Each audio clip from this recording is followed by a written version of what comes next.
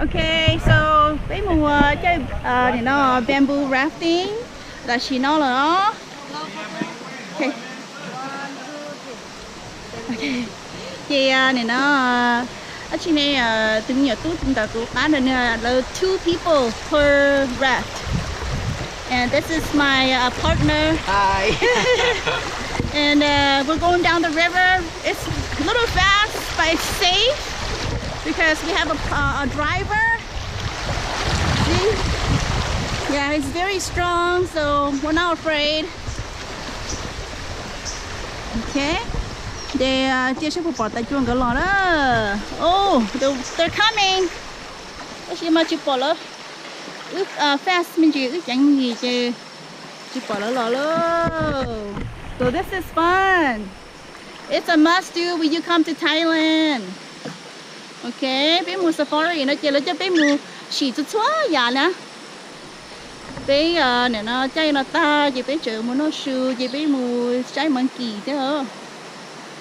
Okay, dùng câu số.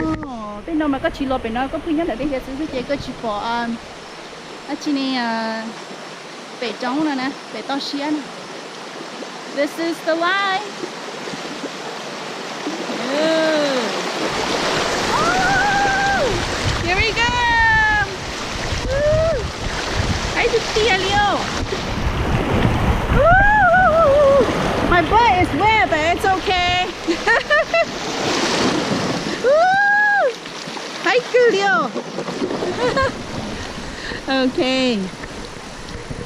Đúng mẹ bỏ từ là chỉ có cha nó hoa thì jadi này thì xia xí cái sọ chạy ít nữa chạy nữa bỏ tạ thế ạ. Okay, so để nói với phao tiếng như lâu cơ nhớ đợi cả. Okay, chạy tại chùa thế giờ ở chỉ lòng rồi bố đã chỉ bỏ cơ luôn. Hai thứ tiêu liệp phao.